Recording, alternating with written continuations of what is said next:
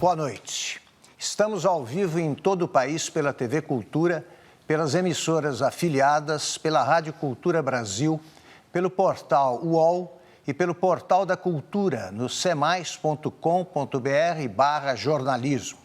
Hoje, nossa bancada de entrevistadores é composta por Cida Damasco, editora-chefe do jornal O Estado de São Paulo, Fernando Barros e Silva, diretor de redação da revista Piauí, Fernando Mitre, diretor de jornalismo da Rede Bandeirantes, Fernando Rodrigues, colunista e repórter do jornal Folha de São Paulo em Brasília, e Ricardo Setti, colunista do site da revista Veja. Como de costume, contamos com a presença dos tuiteiros convidados e com os desenhos feitos em tempo real pelo nosso cartunista Paulo Caruso. Senador Aécio Neves, muito obrigado por ter aceitado o convite. É um prazer tê-lo aqui no centro da nossa roda. Prazer, meu amigo. Direto à conversa. Se o senhor for vitorioso na eleição de outubro, qual será a primeira medida anunciada pelo presidente Aécio Neves? Olha, no primeiro dia de um próximo governo, se eu tiver a ventura de vencer as eleições, obviamente, nós vamos apresentar ao Brasil a nova estrutura do Estado brasileiro. Cortaremos metade desses ministérios que aí estão. Vamos anunciar homens e mulheres, não filiados a esse ou aquele partido, mas que representem um tempo novo na vida pública nacional, pessoas absolutamente qualificadas que vão nos ajudar a administrar o país. Eu anunciarei, pelo menos, Augusto, duas medidas imediatas. A primeira, a constituição de uma secretaria extraordinária para, num prazo máximo de 6 meses, apresentar ao Brasil uma proposta de simplificação do sistema tributário, que é o primeiro passo para nós avançarmos na direção de uma profunda reforma tributária no Brasil. E apresentarei 3 pontos da tão adiada e falada reforma política, que, a meu ver, ela será essencial para que nós possamos ordenar as relações políticas no Brasil e avançar nas outras reformas estruturantes.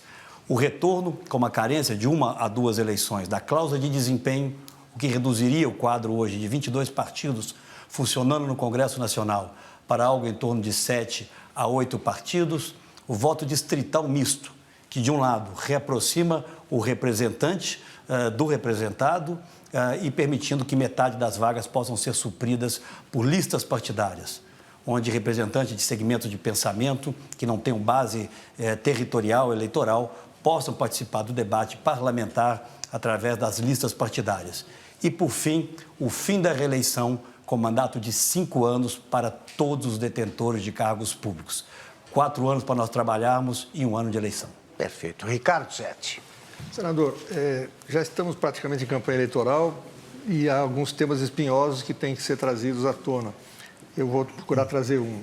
A internet, que é uma coisa extraordinária, é um avanço extraordinário, também é um território livre de malfeitos, de calúnias, de ataques pessoais de todo tipo. O senhor tem sido alvo de muitos ataques na internet que não deixam de incluir a sua vida pessoal, costumes, hábitos, etc., sem contar acusações de supostas irregularidades quando o senhor era governador de Minas. As coisas são tão cabeludas que eu fico me perguntando por que o senhor até agora não saiu a campo para peitá-las? Ricardo, sem dúvida alguma, a internet é a maior revolução do nosso tempo, né? Nós temos uma sociedade hoje mais plural, que se conhece melhor, onde as pessoas se comunicam, onde os temas são debatidos, e devemos isso tudo à internet, essencial às transformações positivas que o mundo vem vivendo. Mas ela não impede a atuação de quadrilhas virtuais. O termo é esse, quadrilhas na concepção daquilo que estabelece o Código Penal. Um grupo de pessoas que se reúne para a prática de crimes. Se você olhar lá, e eu já busquei junto ao próprio Google, quando achei necessário, não uma reclamação, mas a adverti-los de que havia ali o cometimento de crimes.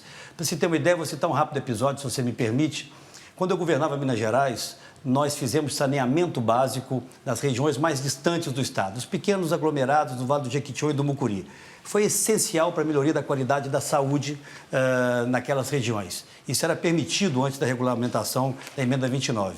E todos os anos isso era aprovado pelo Tribunal de Contas. Em determinado momento, uma promotora de justiça, legitimamente, arguiu que havia ali um desvio de finalidade naquela aplicação de recurso. Essa ação foi extinta, enfim, encerrada rapidamente, porque não tinha nenhuma razão de ser. Mas aí um desses sites, esse é apenas um exemplo, vou até citar alguns outros, pagos, isso é mais grave ainda, com dinheiro público, porque recebe financiamentos públicos, bota a seguinte manchete: Aécio é acusado de desvio. Não bota o desvio da finalidade. Aí o que é que acontece? Robôs são disparados no Brasil inteiro. Se você vai acessar o meu nome no Google, você vai ver lá, Aécio acusado de desvio de dinheiro em Minas Gerais. Não existe ação, não existe desvio de R$1. E isso é disseminado por todas as outras áreas. Aécio acusado de usar drogas. Aécio acusado de traficar diamantes. Aécio acusado de estelionato. Portanto, hoje eu tenho que acreditar, Ricardo, e acredito firmemente no bom senso das pessoas. Né? Mas é preciso que também os instrumentos de Estado ajam. Hoje, o Ministério Público de São Paulo investiga uma prefeitura de Guarulhos que já confessadamente era uma das bases para a construção desses perfis falsos. No Rio de Janeiro, a Eletrobras, imagina, Ricardo, funcionários da Eletrobras, uma empresa estatal, colocavam os computadores da Eletrobras para funcionar, criando ofensas, calúnias em relação ao meu nome, exatamente para, no momento da busca, aparecerem essas acusações. Portanto, começa a haver uma reação. Citou um outro exemplo, o ministro Joaquim Barbosa, que agora se afasta do Supremo Tribunal Federal, atacado o tempo inteiro, me disse ele recentemente, as coisas que chegavam, inclusive nos seus espaços pessoais de internet. Então, é preciso que, de um lado, nós aprimoremos as regras da internet, respeitemos essa diversidade, mas o crime, Ricardo, se ele é cometido fora ou dentro da internet, ele tem que ser punido. E nós, com os instrumentos que temos, quando detectamos que há ali um crime cometido, obviamente nós buscamos que esse crime seja punido. Felizmente, começa a acontecer já alguma reação. Mas em relação ao conteúdo dessas acusações, agora da droga que o senhor mencionou, por exemplo, então, o senhor prefere não responder? O senhor prefere não responder? Não, são os absurdos de sempre, não são esses. Você vai olhar lá, Ricardo, uma listagem enorme de acusações que, na verdade, existe o personagem, né, que disputa contra o PT. Na apresentação aqui nós falávamos um pouco, uma coisa que eu brinquei outro dia, que eu fiquei especialista em vencer o PT em Minas Gerais. Realmente, nos últimos 15 anos nós vencemos. E sempre com todo tipo de leviandade e de acusações. São coisas, Ricardo, tão absurdas, tão distantes da realidade de um homem público que tem 30 anos de mandato como eu. Deixei meu governo com 92% de aprovação, levando Minas até a melhor educação do Brasil, a melhor saúde da região sudeste. A grande realidade é o seguinte: eu estou aqui hoje no Roda Viva, tenho andado por todo o Brasil, porque eu quero encerrar esse ciclo de governo que está aí e tão mal vem fazendo ao Brasil. E eu não espero facilidades, porque não é uma eleição normal. Eu acho que nós estamos disputando contra grupos que não podem deixar o poder se querem manter o mesmo padrão de vida. Então, daqui para frente, podemos esperar, essa guerrilha vai continuar. Outro dia eu vi, Augusto, uma dessas matérias de que 20 mil pessoas estão sendo contratadas para atuar na internet nessas eleições. Imagino lá o que essas pessoas vão fazer atuando na internet, 20 mil pessoas contratadas. Mas olha, o que me move, o que está em jogo é algo tão relevante, tão importante para o Brasil, que essa periferia, que esse submundo da política, confesso a você, não está em nenhuma das minhas prioridades, nenhuma das minhas preocupações. Fernando Rodrigues. Senador Aécio Neves, eu ia até fazer outra pergunta, mas já que o Ricardo Sete mencionou essa onda de rumores e mencionou o tema drogas, eu gostaria de fazer uma pergunta para o senhor referente a isso. O senhor tem se manifestado de maneira inequívoca contra a liberação, a descriminalização das drogas. Não obstante, no seu partido há líderes importantes, como Fernando Henrique Cardoso, que se manifesta a favor de uma política mais flexível em relação às drogas.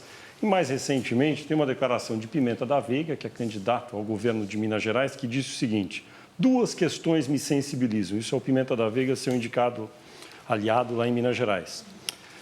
O Uruguai, que legalizou a maconha, e a posição e a forma desabrida que o ex-presidente Fernando Henrique Cardoso coloca o tema. A minha tendência é estar alinhado com essas tendências. Isso, Pimenta da Veiga.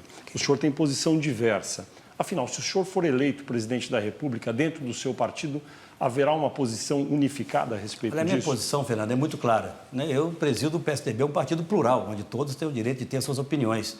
E o presidente Fernando Henrique é um homem que, depois, né, da trajetória que construiu, ele está absolutamente à vontade para fazer esse debate. E é bom que o faça. Não é a minha posição. Eu não acho que o Brasil deve ser um laboratório para a descriminalização de maconha, de qualquer droga. Existe a experiência uruguaia, existe a experiência em Portugal. Vamos observar o que está acontecendo no mundo.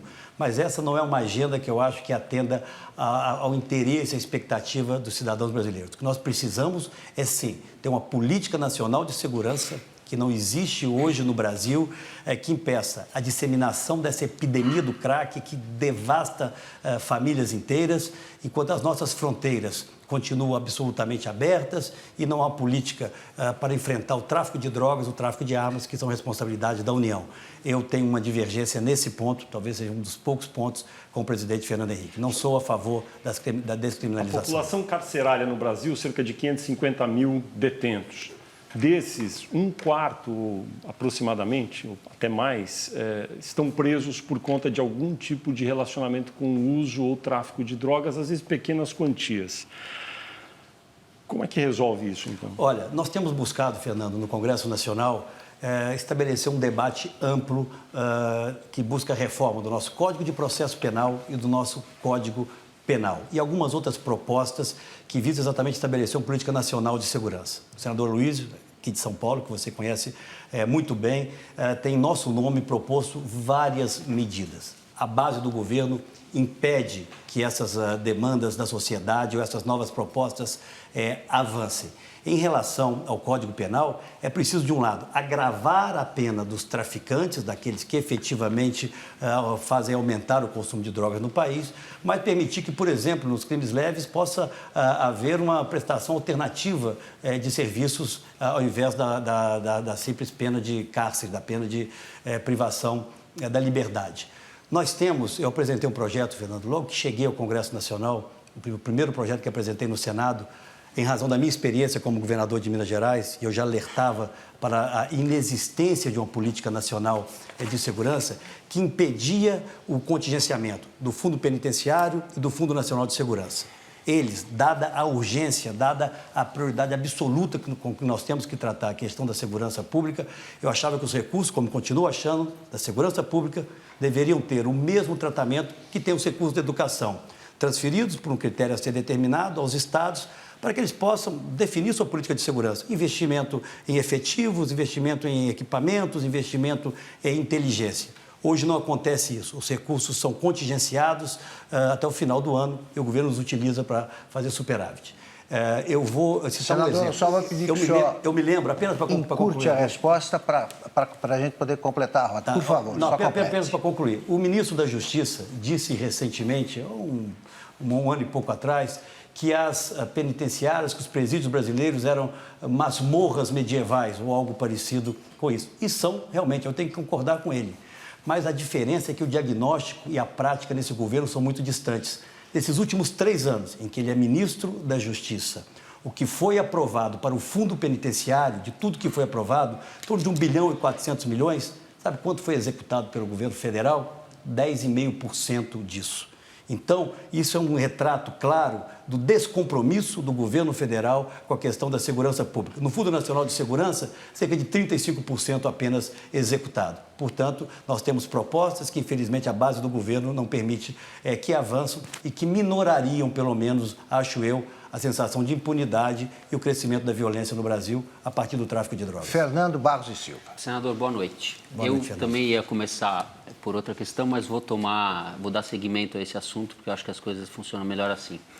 É verdade que a internet tem esses sites, muitas vezes difamatórios, isso recrudesce em época de eleição.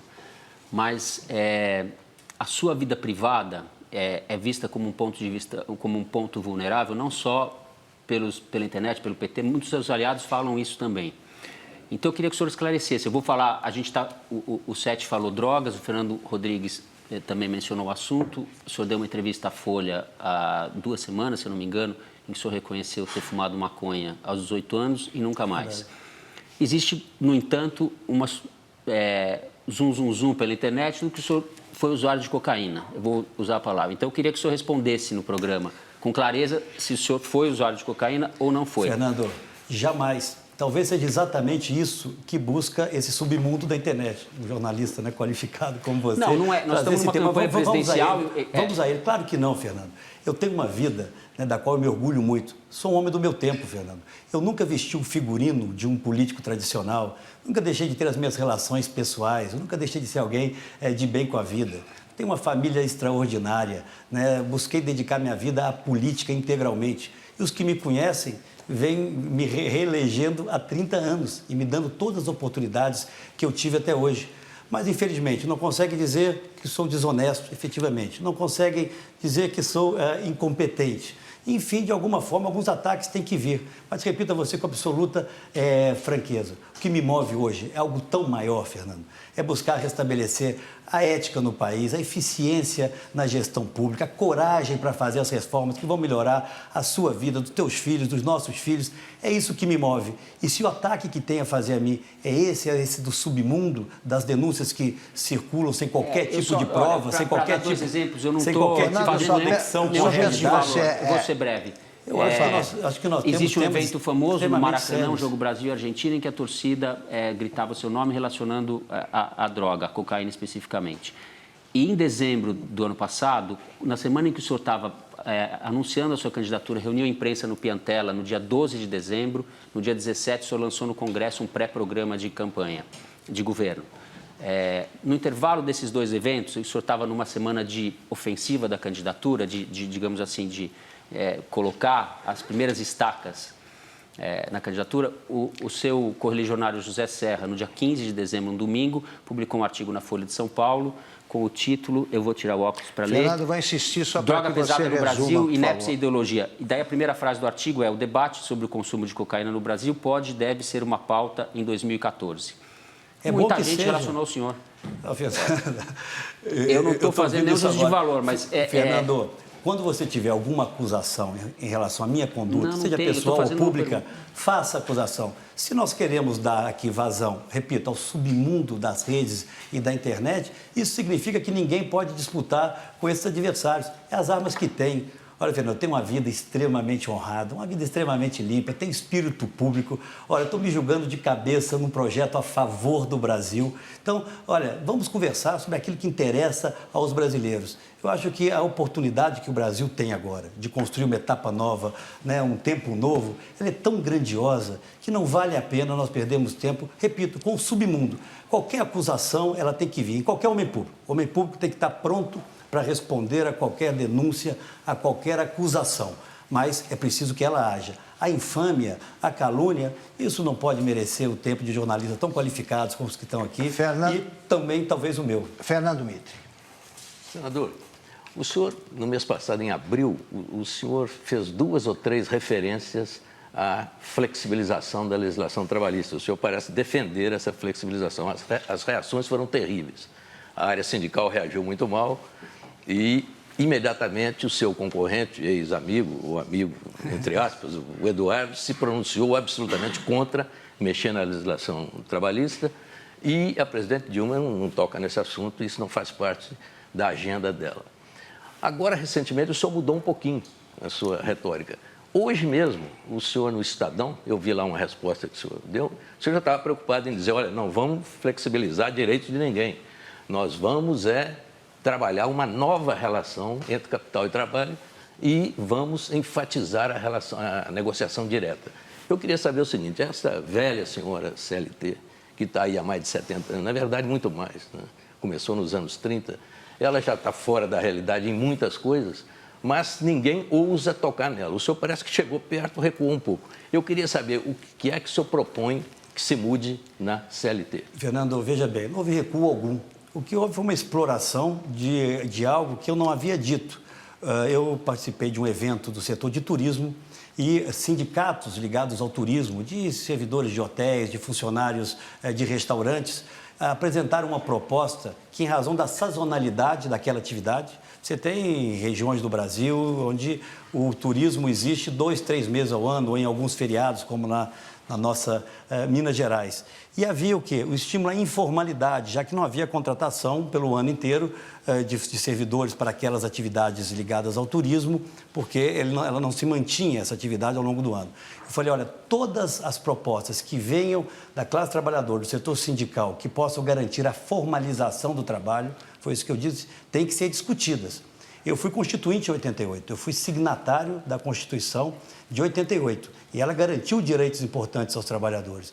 Eu acho que os avanços que nós pudemos ter, talvez estimulando mais as negociações diretas entre patrões e servidores e funcionários, é um avanço, mas retirar direitos dos trabalhadores é impensável no Brasil de hoje. O que eu disse no Congresso, o que eu disse quando era governador de Minas, eu continuo dizendo hoje.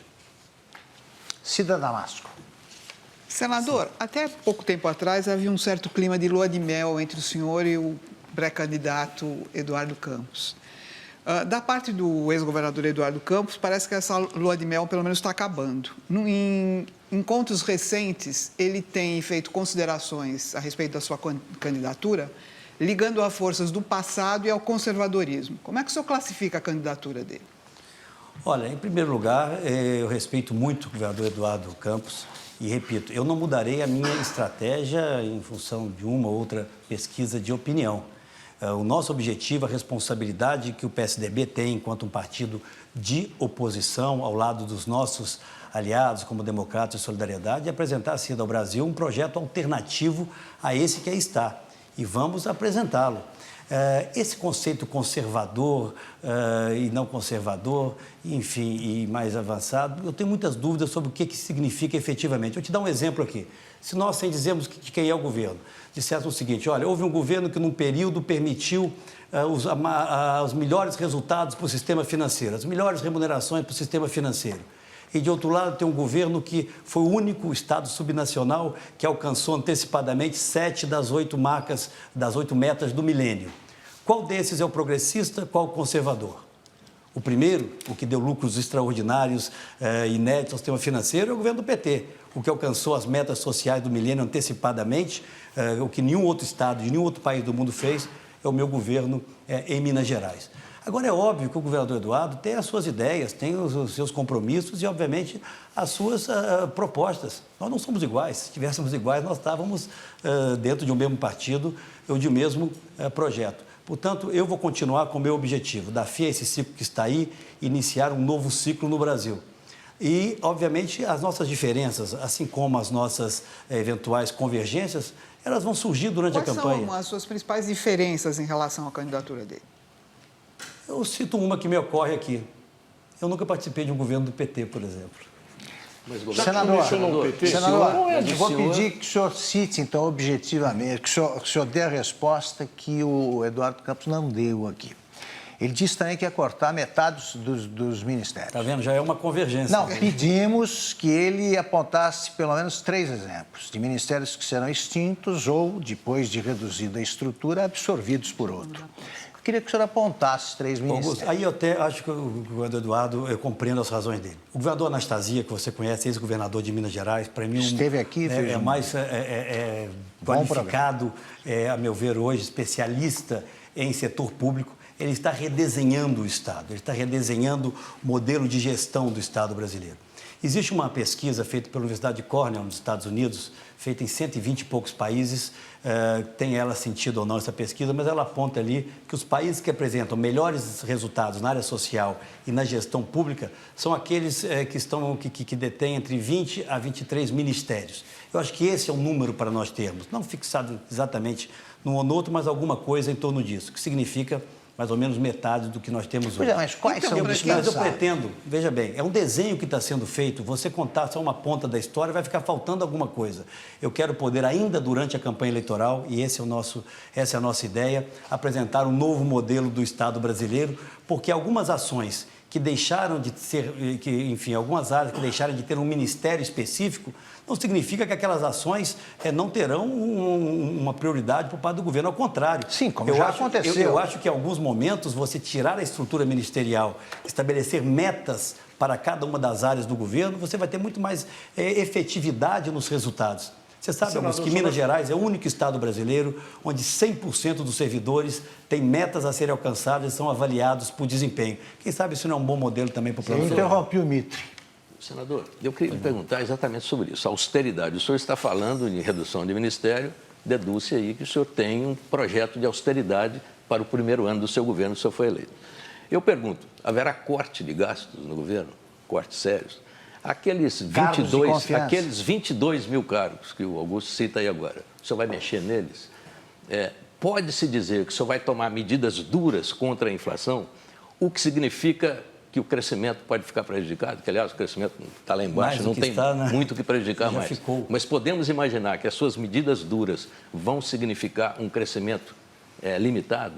Eu queria saber o seguinte, o primeiro ano do seu governo vai ser um ano de medidas duras e com consequências graves para a sociedade, ou o senhor vai tentar controlar a inflação e estimular o crescimento, que é um milagre que eu ainda não entendi como se faz? Vamos lá, são duas questões distintas, por mais que complementares. Estrutura do Estado, sim, vamos acabar com metade desses ministérios, vamos enxugar esses cargos comissionados, não há sentido você ter 22 mil cargos comissionados hoje no Brasil, e eu falo com a autoridade de quem fez isso. Assumiu o governo de Minas, eram 22 secretarias, no dia seguinte passaram a ser 15. Os cargos comissionados, metade deles nós extinguimos. Logo na primeira só para não perder, semana, as secretarias voltaram a aumentar ao longo do seu governo, Dona Anastasia. Ele cortou agora de novo. Isso, não é verdade. O senhor baixou para 15 ou para 17, enfim, mas eram 23 agora, sendo 4 extraordinárias. Esse tempo depois, quando que vocês assumi, alegam que não tinha custeio. Essas secretarias extraordinárias não tem custeio. Então, veja bem, mas voltou a um patamar igual ao do Itamar. Igual não, maior. Porque o Itamar deixou 22. Eu não sei o quanto você tem acompanhado as coisas em Minas Gerais, mas é um exemplo para ser seguido no Brasil, porque a estrutura do Estado mineiro, a eficiência que nós estabelecemos na máquina pública, que é benchmark, inclusive, para muitos outros estados brasileiros, né, que buscaram referência no nosso modelo de gestão. Extinguimos essas secretarias e criamos secretarias de coordenação, que não tem estrutura, não tem cargos comissionados. Hoje, para você, não sei se você tem notícia disso, Fernando, hoje, para você trabalhar na área administrativa e na área financeira em Minas Gerais, você tem que passar por uma certificação feita por um órgão externo ao governo do Estado, que é a Universidade Federal de Minas Gerais. E não foi à toa que, com isso, nós chegamos a ter hoje, segundo o MEC, e olha que para o MEC dizer isso não deve ser fácil, a melhor educação fundamental do Brasil, a melhor qualidade de atendimento de saúde da região Sudeste e o maior conjunto de parcerias com o setor privado em todo o Brasil. O nosso modelo de gestão é um modelo extremamente exitoso e, obviamente, enxugamos-se a máquina pública. Minutinho, só... Diga. Senador, a minha resposta. O primeiro ano do seu governo, o senhor foi eleito. Olha, as medidas duras e impopulares, Fernando, foram tomadas. São essas que estão aí, nos levando a esse crescimento pífio. O Brasil vai ter o pior, esse período da presidente Dilma, nos legará, veja só o absurdo, o terceiro pior crescimento em qualquer período de governo desde a proclamação da República. O governo da presidente Dilma só fará o Brasil crescer mais que no período Collor e o período de Floriano Peixoto lá no século XIX, no final do século XIX. Seremos o país que menos crescerá na América do Sul. A inflação está aí, mesmo com preços represados. Sim, as suas medidas contra a inflação, como é que elas vão refletir no consumo da população? A inflação de alimentos já ultrapassou em muito 9%. Há mais de ano que a população de mais baixa renda vem convivendo com esses índices inflacionários e a presidente da República dizendo que a inflação está sob controle.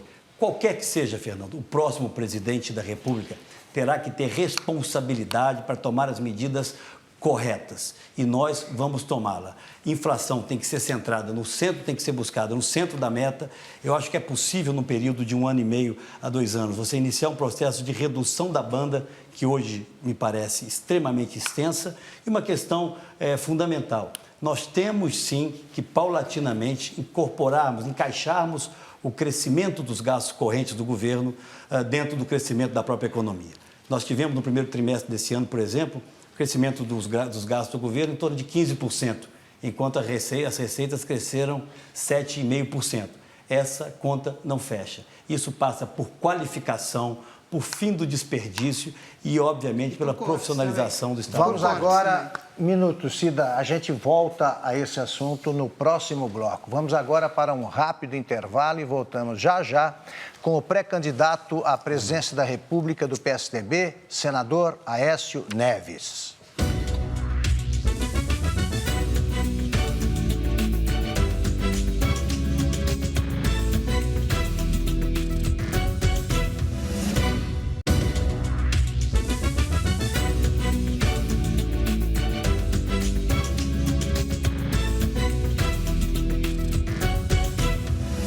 Voltamos ao vivo com o pré-candidato do PSDB à presidência da República, senador Aécio Neves.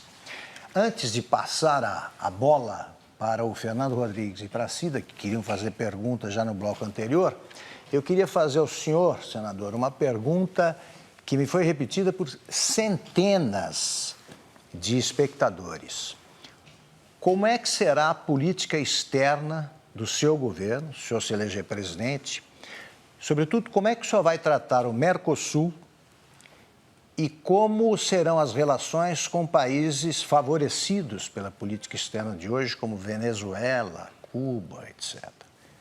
Como será? Queria que o senhor resumisse isso. A verdade, Augusto, que o governo do PT nos levou a um alinhamento ideológico, anacrônico e que benefício algum tem trazido ao Brasil.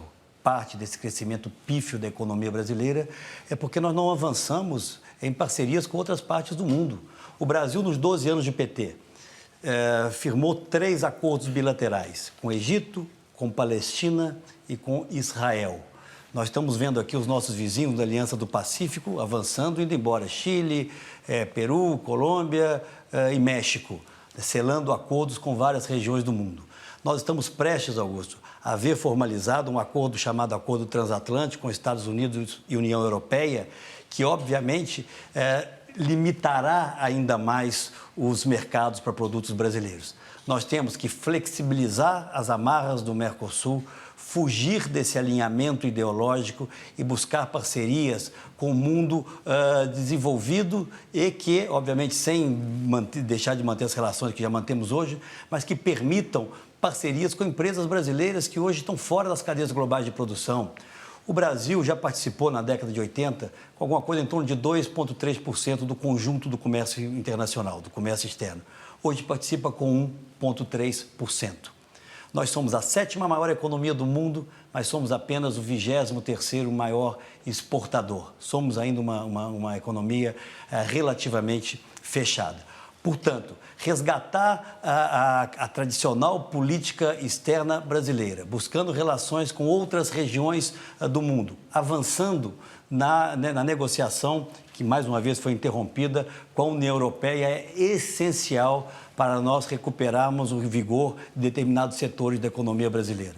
Você sabe, Augusto, que o Brasil hoje tem na constituição do seu PIB uma participação da indústria de 13%, exatamente o que nós tínhamos há 60 anos atrás, quando outro mineiro, Juscelino Kubitschek, era presidente da República. Então, temos efetivamente uma política industrial e fugirmos das amarcas do anacronismo, do atraso que hoje nos une a países que, inclusive, têm demonstrado muito pouco apreço à democracia, é essencial para o Brasil retomar um crescimento em bases sustentáveis. Perfeito. Fernando Rodrigues, depois Cida Damasco.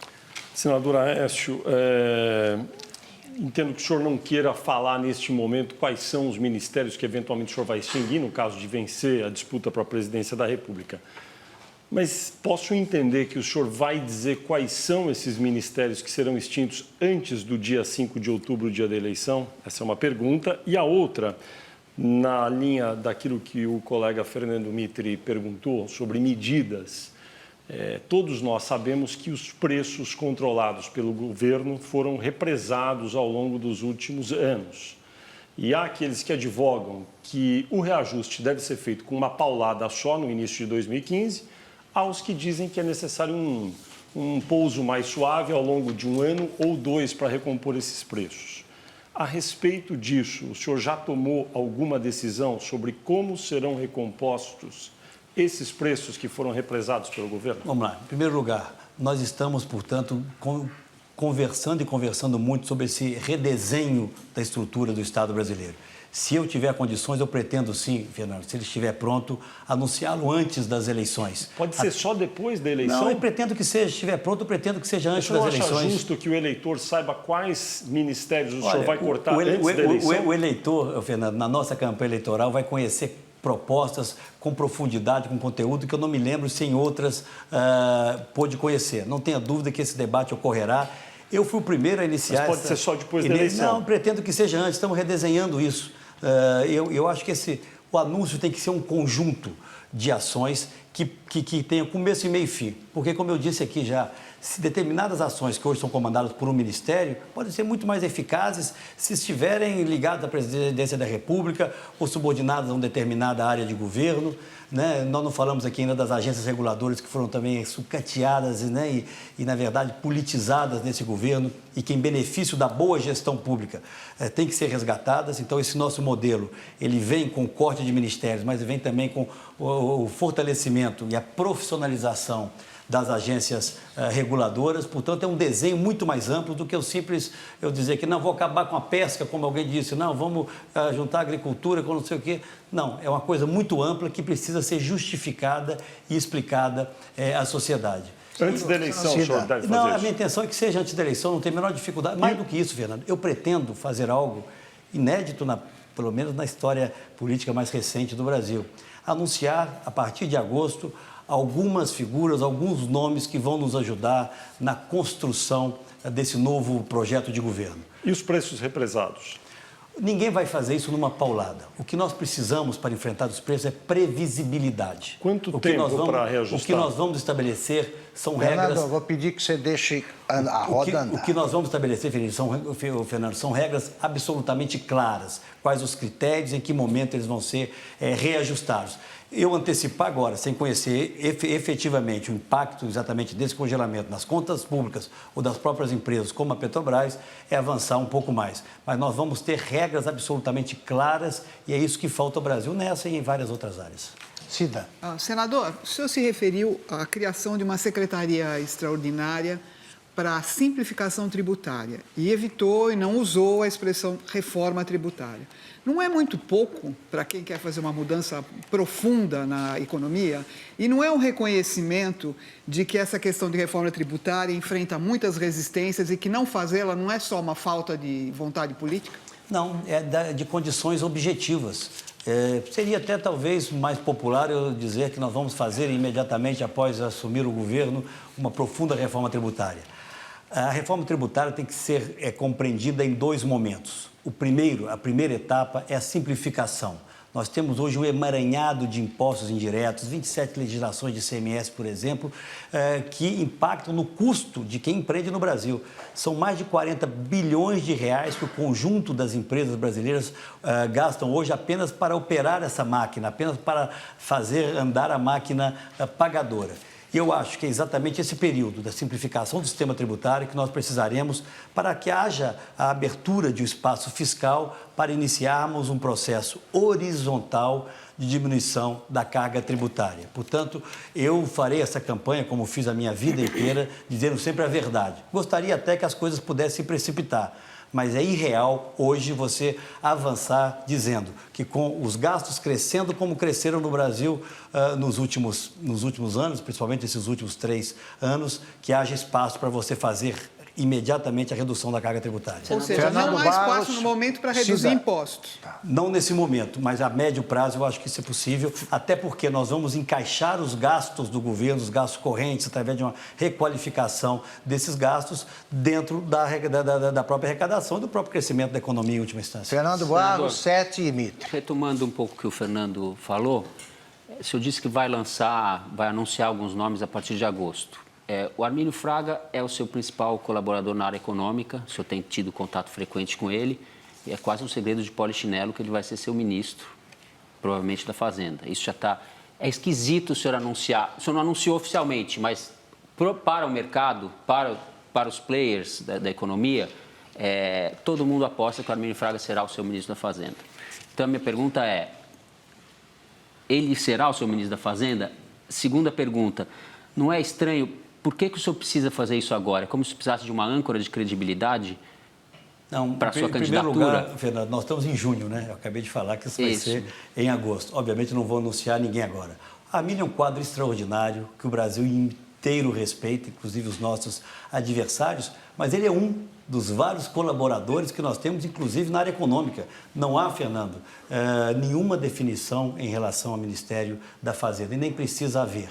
Eu quero sim, a partir de agosto, entre agosto e setembro, começar a mostrar que nós temos uma equipe extremamente qualificada e nós somos a mudança consistente, a mudança corajosa e responsável que o Brasil precisa viver. A questão não é âncora, nós precisamos reverter as expectativas hoje extremamente negativas que existem em relação ao Brasil, e você certamente concordará comigo. Sim, existe uma deterioração fiscal evidente, isso está dado. Mas o que me parece é que tem uma duplicidade de discurso. Quando o senhor ou o Armínio vão falar para os empresários, os senhores fazem o discurso do ajuste, que é o discurso que eles querem ouvir, é música para o ouvido. Na hora que vai falar para uma população mais ampla, como é que vai reajustar o salário mínimo pelo critério agressivo de hoje ou vai mudar o critério de reajuste do mínimo? Eu não sei onde vai cortar os problemas sociais, cortar programas sociais ou não vai? Eu não sei onde você está vendo essa contradição. O projeto de reajuste do salário mínimo é do meu partido, está ali apresentado exatamente para que isso não se transformasse em mais um instrumento eleitoreiro do atual governo. Né? Quando eu apresentei um projeto de incorporar o Bolsa Família na LOAS, e para que ele possa, inclusive, ser melhor acompanhado pelos brasileiros, portanto, transformando na política de Estado, é mais uma vez para inibir a utilização política desse programa. Fernando, o senhor vai manter o critério de reajuste do mínimo? Nossa conversa é linear. O PSDB e o Solidariedade apresentaram um projeto que garante até 2019 o reajuste real do salário mínimo. Isso é uma conquista. Nós temos que qualificar ou requalificar outros gastos do governo. Nós temos o governo perdulário, programas que não chegam na ponta, e isso é possível fazer com eficiência e com gente qualificada. O senhor vai mexer em alguns programas. Bolsa Família é um programa que o senhor não vai mexer. Peço que você convença. Fernando, lá atrás, em 2002, você se lembrará, quando o presidente Fernando Henrique terminava o seu mandato, o presidente Lula venceu as eleições, houve ali o efeito Lula. A inflação tinha sido de 7% em 2011, passou para 12%, dólar disparou, né? E houve ali uma expectativa negativa em relação ao que seria o governo do presidente Lula. Ele, corretamente, esqueceu tudo que havia dito durante a campanha, manteve a política macroeconômica herdada do governo do presidente Fernando Henrique, com metas de inflação, superávit primário, campo flutuante, né? No momento que o Palocci assume o governo e gera um momento de tranquilidade no mercado. O que uma eleição nossa pode significar é o inverso disso. É uma reversão de expectativas. Portanto, essas expectativas positivas que um time como esse possa gerar será extremamente importante para que nós possamos ter um ambiente adequado, Fernando, no início do governo, aí sim para colocar a casa em ordem, qualificando os gastos públicos e acabando com o enorme desperdício que existe hoje. Ricardo Sete e depois Fernando Mitre. Já estou sabendo que é o seu candidato, né? Isso é um ponto a favor dele. Não sou jornalista, não tenho candidato. Por falar em equipes e nomes, o Brasil vive, a minha modesta opinião, uma praga que se chama governabilidade. Em nome da governabilidade, se fazem concessões que chegam a extremos. E eu queria perguntar, se o senhor eleito, como é que o senhor vai fazer com o PMDB? O PMDB provavelmente vai querer participar do seu governo. Então, veremos de novo Renan Calheiros, José Sarney, Jader Barbalho, etc., como seus aliados? Como é que o senhor vai impedir que eles sejam governistas? Porque eles se recusam a fazer. Eu não quero fulanizar a pergunta, mas assim, esse tipo de gente do PMDB Romero Jucá, como é que faz para que ele não apoie o governo? O senhor vai precisar, talvez, de ampliar a sua base no Congresso.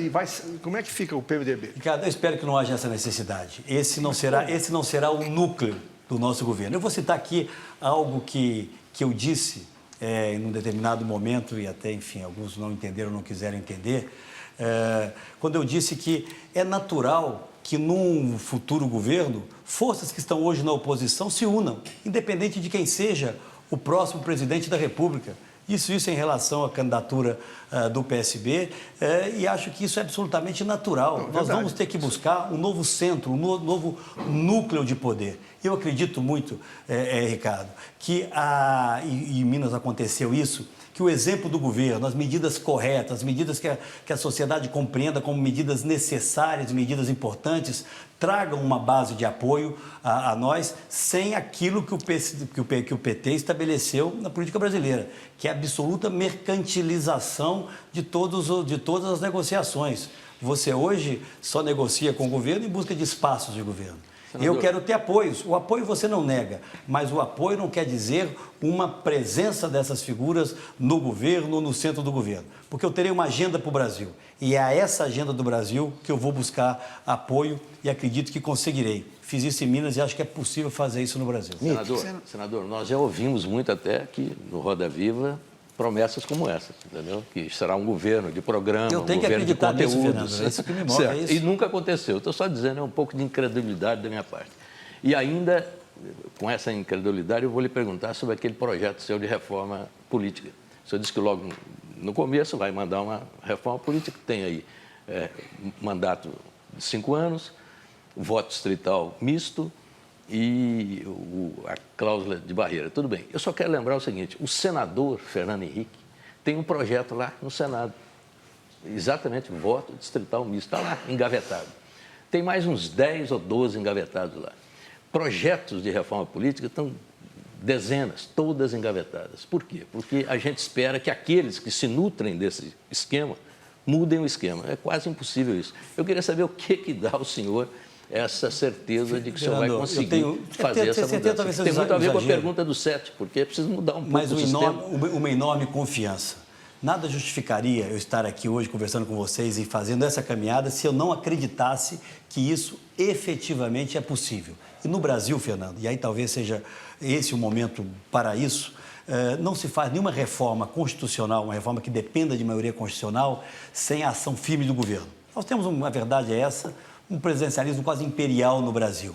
Portanto, a presença do governo, a liderança do governo no início de governo é aquilo que nos faltou ao longo desses últimos anos. Vontade política para fazer algo que é essencial. O atual sistema faliu. Quem acompanha a vida política brasileira sabe que ou nós mudamos isso com coragem, inclusive enfrentando contenciosos, determinadas incompreensões, ou nós vamos ficar fazendo o que fez o governo do PT, rodando no mesmo lugar. Eu terei a coragem política que faltou ao atual governo para apresentar ao Congresso essa agenda.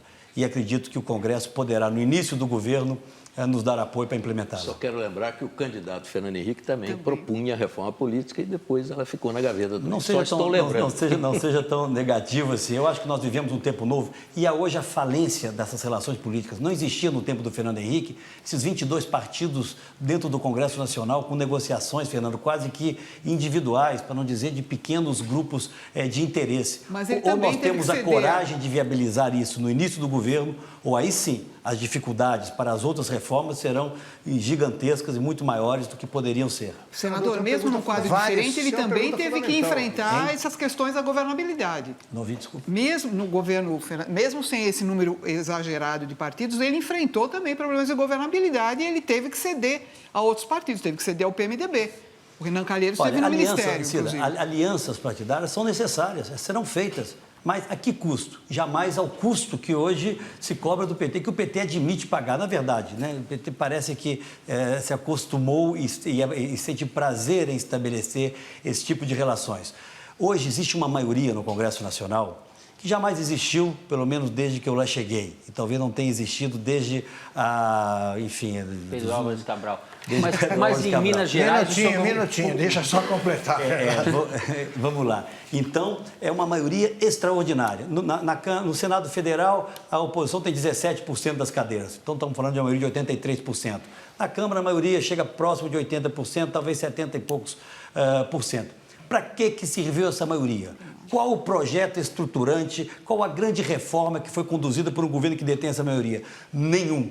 Só se colheu o lado negativo, perverso, que é a ocupação do Estado brasileiro por gente desqualificada e que tem levado a essas duas principais marcas do governo do PT.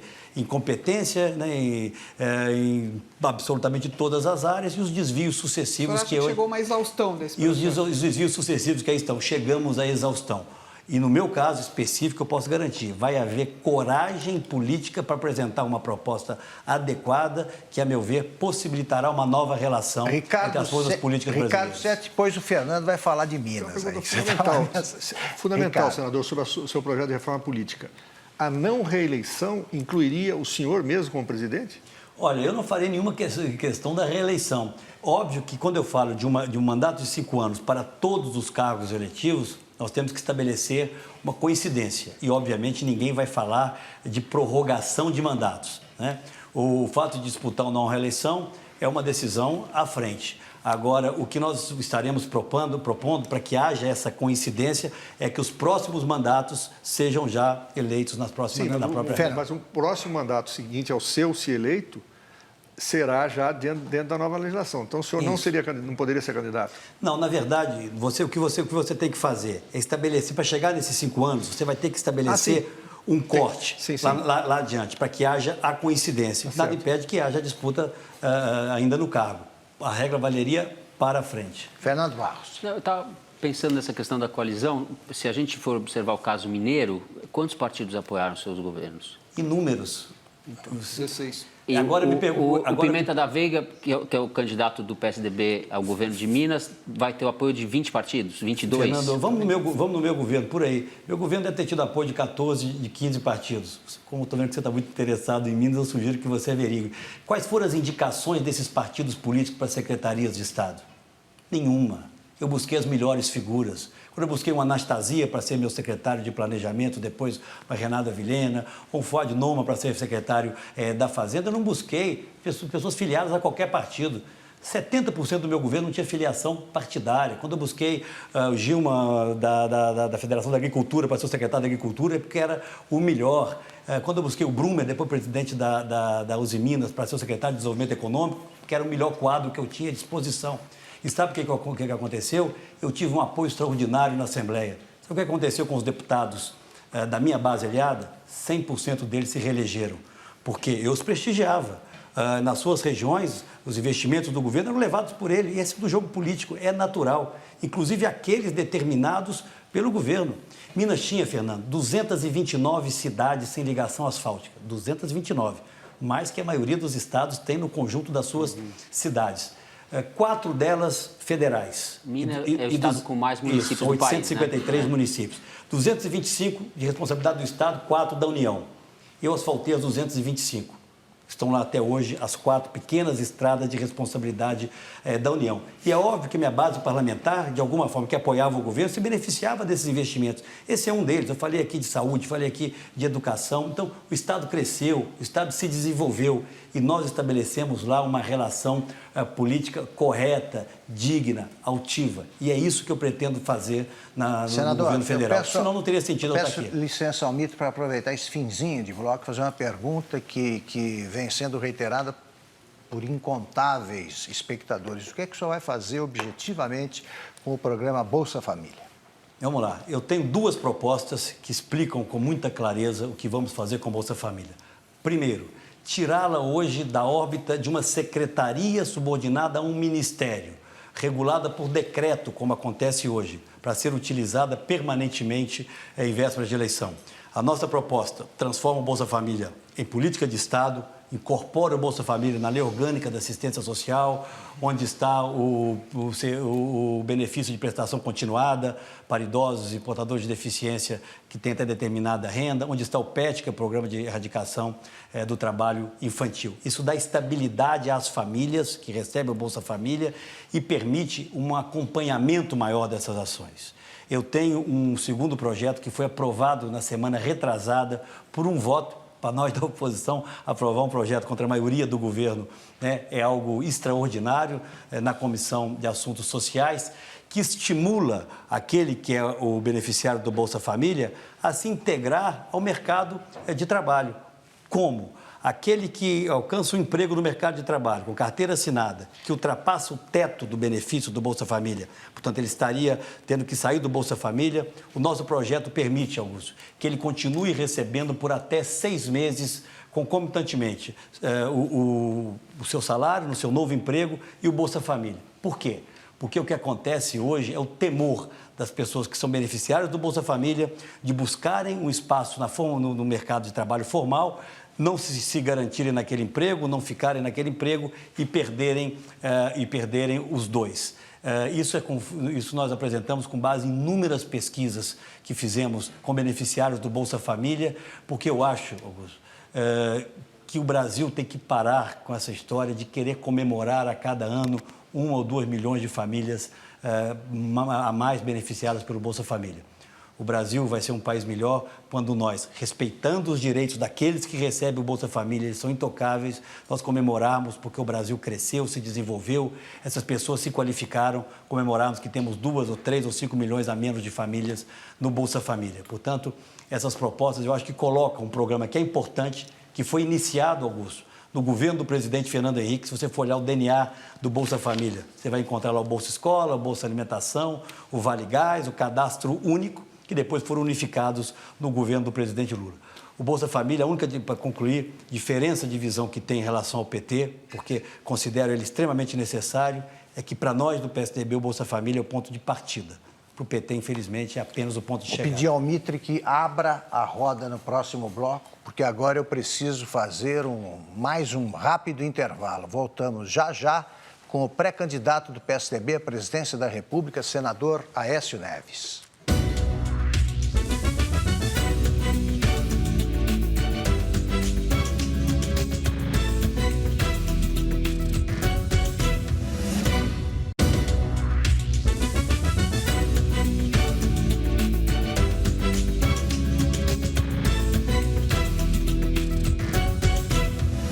Estamos de volta ao vivo com o pré-candidato do PSDB à presidência da República, senador Aécio Neves. Senador, o que o senhor vai fazer com o programa Mais Médicos e como é que o senhor vai tratar o acordo com os médicos cubanos? Vamos lá. Ninguém pode ser contra mais médicos. Eu acho que a simples expressão, né, mais médicos, é algo que todos nós temos que ser favoráveis. Agora, existe uma contradição quase que esquizofrênica do atual governo. Porque no momento em que apresenta o Mais Médicos, é exatamente o mesmo momento em que ele oferece ao Brasil menos saúde. Quando o governo do PT assumiu, 56% de tudo que se investia em saúde pública vinha da União. Passaram-se 11 anos, hoje 45% apenas vem da União.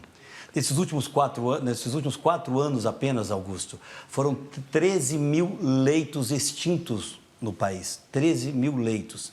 As Santas Casas hoje estão em petição de miséria, grande parte delas. Elas são o único instrumento em várias e vastas regiões do Brasil para o atendimento da população mais carente.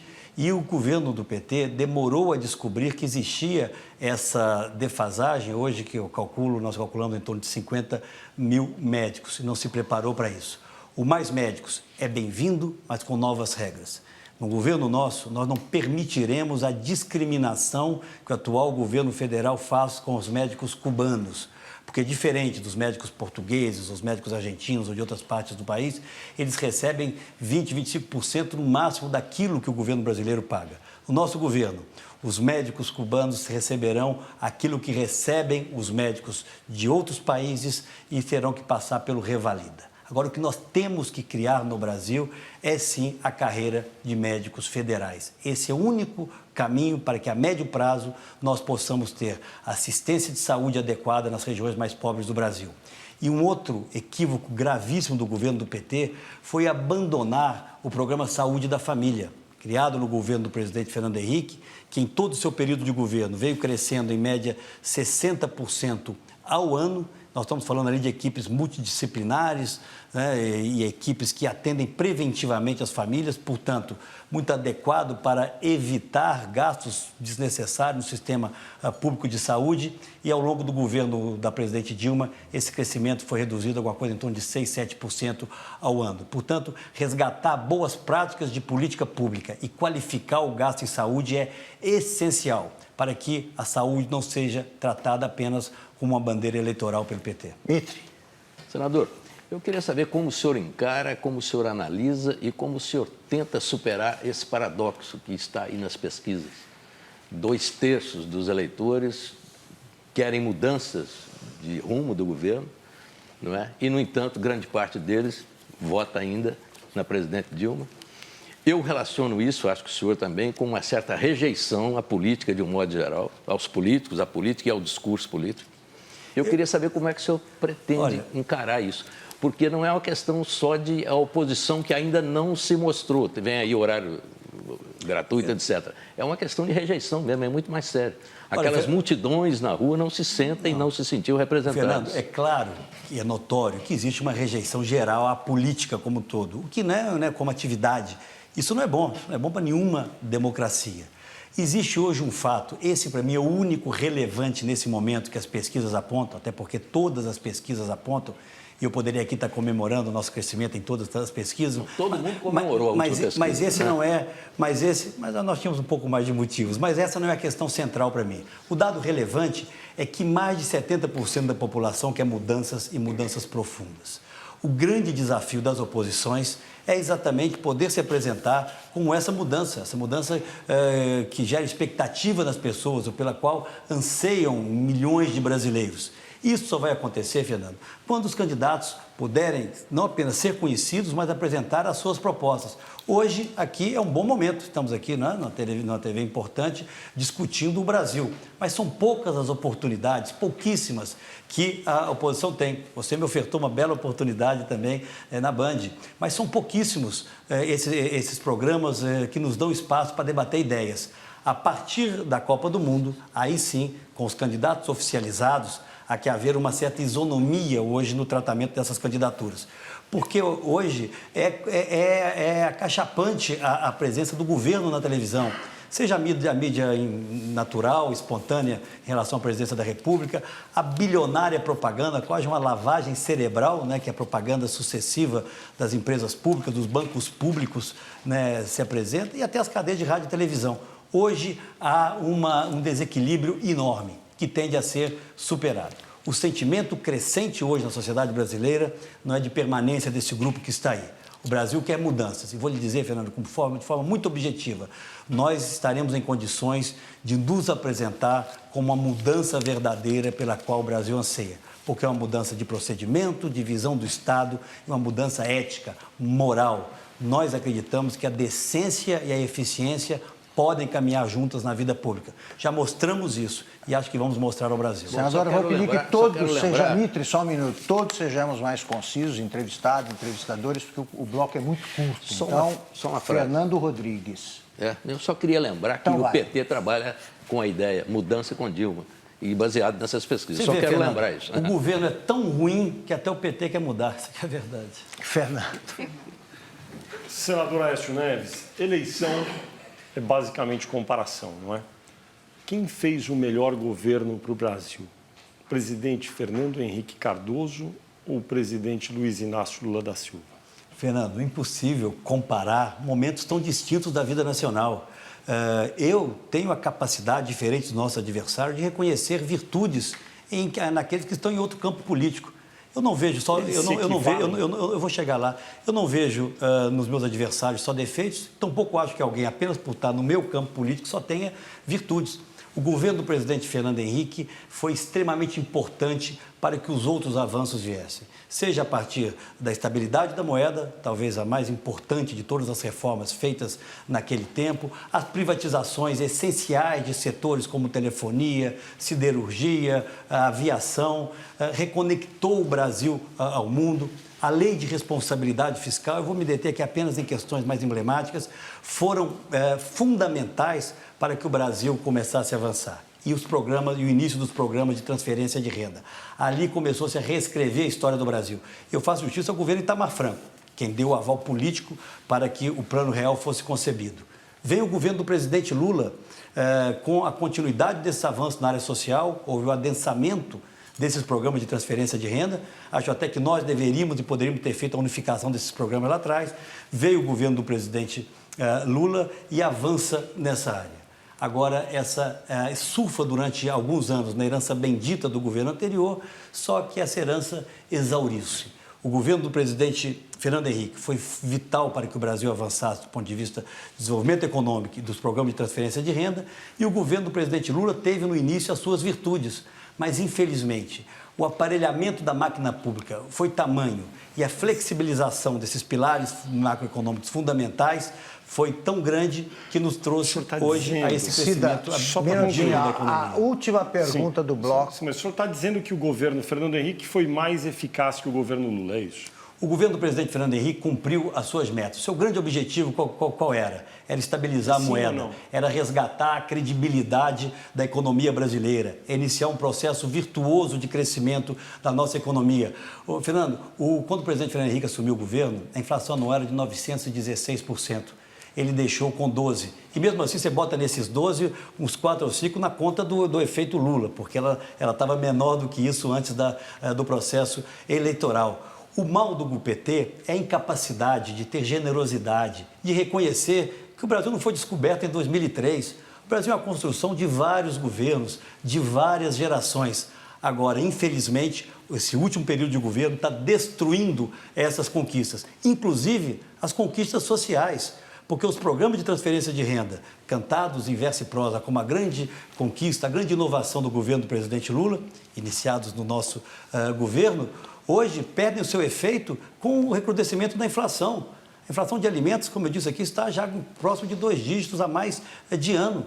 Então, quem mais precisa é quem mais gasta com alimentos. Então, é hora de encerrarmos esse ciclo de ineficiência, de descompromisso com a ética que hoje norteia o Brasil e nos governa, para iniciarmos um corajoso ciclo de resgate dessas conquistas e de, obviamente, início de novas conquistas. Senador, infelizmente não vamos conseguir completar a roda agora, vamos retomar aí o giro no próximo bloco. Vamos para um rápido intervalo e voltamos já para o último bloco da entrevista com o pré-candidato do PSDB à presidência da República, senador Aécio Neves.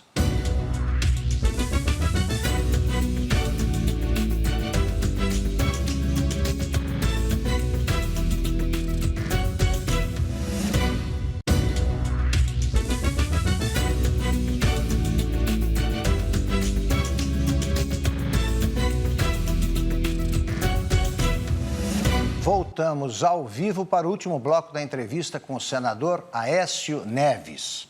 Senador, a Petrobras parece ter se transformado numa das maiores usinas de escândalos do mundo. A oposição sempre tratou com muita delicadeza e muito cuidado essa estatal. O que o senhor pretende fazer para que a Petrobras volte a ser respeitada?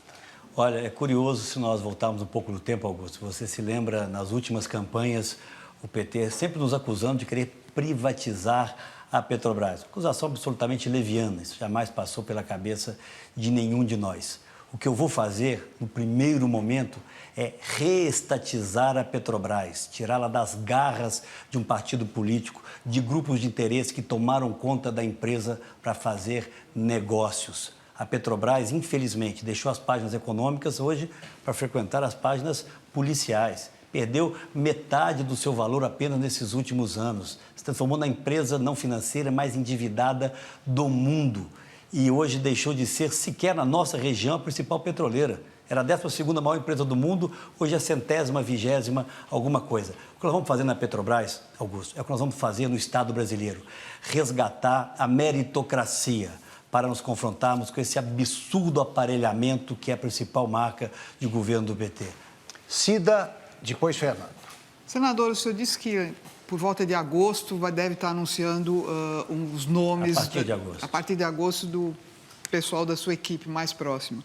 Quando o senhor deve anunciar o vice? Antes de agosto.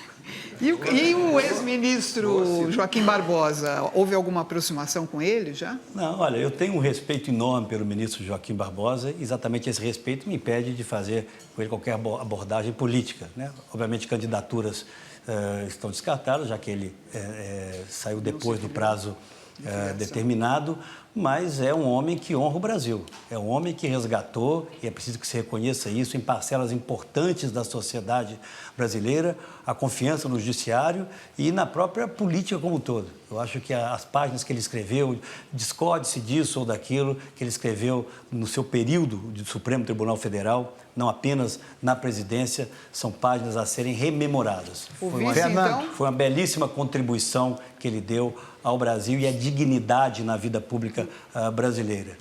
E o vice eu vice, pretendo... Olha, nós vamos ter nossa convenção já no próximo dia 14. O vice não é uma escolha pessoal minha, é do conjunto das forças que hoje nos apoiam. O que eu fico feliz é de ver nomes extremamente qualificados, nomes que honrariam qualquer chapa, hoje estarem, de alguma forma, dispostos a nos ajudar nessa caminhada. Até o dia 14 nós devemos ter essa decisão. O senhor não vai anunciar hoje, senador? Nós tínhamos expectativa que o senhor anunciasse hoje o vice aqui. Desse um furo para o Roda Viva. Nós não combinamos isso, Fernando. Faltam combinamos. alguns ajustes. Você é candidato? Não. Não mesmo. Deixa eu falar uma coisa. O senhor, no perfil que a gente publica, a revista Piauí fez um perfil com o senhor que vai sair essa semana. Em vários momentos o senhor fala do sacrifício da vida pública, embora o senhor seja um político profissional, 4 mandatos como deputado federal, presidente da Câmara, 2 vezes governador, senador e agora candidato à presidência da República. É uma carreira de político, convencional, não estou pondo nenhum juízo de valor. No entanto, o senhor insiste na tecla de que o senhor não é um político profissional, que a sua vida privada, o senhor preza muito, o senhor tem um apreço muito grande pelo lado desfrutável da vida, e eu não estou fazendo nenhum juízo de valor aí. Bom, o senhor chega a falar... Isso é um elogio, eu acho. O senhor chega a falar, se eu ganhar vai ser muito bom para o Brasil, se eu perder vai ser muito bom para mim. Eu queria que o senhor explorasse um pouco isso. Eu me lembro dessa frase, pode ser que eu tenha dito em algum momento. Eu estou convencido, Fernando, que eu tenho hoje uma responsabilidade com o Brasil. Não busquei isso, nunca foi o meu objeto de desejo pessoal chegar à presidência da República, mas eu estava presidindo o maior partido de oposição hoje, depois de ter tido uma larga experiência no Executivo, o julgo exitosa pela aprovação do nosso governo e pelos resultados obtidos, e houve uma convergência, uma grande convergência das oposições em relação ao meu nome. Hoje eu estou absolutamente determinado a cumprir esse papel. E quanto mais ofensas, quanto mais infâmias, quanto mais ataques eu recebo, olha, mais determinado eu estou. Porque eu não quero, Fernando, fazer um governo do PSDB. Quero fazer um governo do Brasil do bem, das melhores pessoas, das mais qualificadas. Olha, a minha vaidade na política já está suprida. Eu fui presidente da Câmara, como você disse, governei meu estado por 2 mandatos, eleito sempre em primeiro turno. O retrato do meu avô, do Dr. Tancredo, já está lá na parede do Palácio do Planalto. Eu estou nisso por um gesto de responsabilidade para com o Brasil, porque mais 4 anos de governo do PT será extremamente grave para todos nós, grave para a própria democracia. Hoje, nós estamos assistindo já muito pouco comedimento em algumas lideranças do PT, de falar em controle social da mídia. Vamos ver qual será a postura do governo agora na nomeação do próximo ministro do Supremo Tribunal Federal. No próximo mandato, serão 5 novos ministros do Supremo Tribunal Federal a serem nomeados. E o que eu percebo hoje é que o PT, Fernando, perdeu a capacidade de apresentar um projeto transformador de Brasil. Hoje se contenta em ter exclusivamente um projeto de poder. E aí esse vale tudo. O Brasil não merece esse crescimento pífio, esse descompromisso com a ética. Eu hoje, de alguma forma, externo, vocalizo a indignação de muitos brasileiros. Olha, eu vou cumprir a minha parte, não sei se ganho ou se eu perco as eleições, mas eu tenho uma grande vantagem, acredite nisso. Vou fazer essa campanha dizendo a verdade, defendendo as teses nas quais eu acredito. E eu acredito, como eu já disse mais de uma vez aqui, que decência e eficiência podem caminhar juntas na política brasileira. Ricardo Sete. Senador, eu acho que esse programa está sendo muito interessante por falar de conteúdos de um eventual governo seu, mas eu sou obrigado a falar um pouquinho da campanha eleitoral. Nesse sentido, eu queria perguntar sobre suas relações com o candidato do PSB, Eduardo Campos. Havia informação, não confirmada oficialmente, de que um apoiaria o outro no caso do segundo turno. E, ultimamente, o Senado, como disse a Cida, me lembrou a Cida, o Eduardo Campos anda soltando muitas pequenas agulhadas no senhor, como, por exemplo, insinuar que o senhor nasceu em berço de ouro, que o senhor não gosta tanto de trabalhar quanto ele, etc. Então, eu queria saber como é que está essa história? Um apoia o outro no segundo turno, ou essa conversa não existiu, ou se existiu, não vale mais? Eu não conhecia essas considerações do Eduardo em relação a mim. Prefiro ficar com aquelas que ele me faz em privado. Né? A questão das divergências ou diferenças, elas ocorrerão naturalmente, serão conhecidas ao longo da campanha. O que eu tenho a oferecer nessa campanha, Ricardo, é a minha coerência. Eu hoje falo de um novo pacto federativo e defendia isso durante toda a minha vida política, inclusive como presidente da Câmara. Eu falo que educação, o investimento em educação é essencial para o Brasil dar um salto no seu desenvolvimento e levei meu Estado a ter a melhor educação do Brasil. Eu falo num ambiente fértil para as parcerias com o setor privado, porque elas alavancarão a nossa infraestrutura e, a partir daí, a competitividade das nossas empresas e, a partir daí, os empregos de maior qualidade, né? E eu fiz isso em Minas Gerais, com parcerias em absolutamente todas as áreas. É isso que eu tenho a oferecer aos brasileiros. Eduardo, eu tenho que respeitar a sua posição, as suas ideias. Eu saúdo a sua vinda para o campo oposicionista. Acho que isso é importante para os brasileiros. Agora, lá à frente, acredito que aquele que chegar terá o apoio do eleitorado que vota na oposição.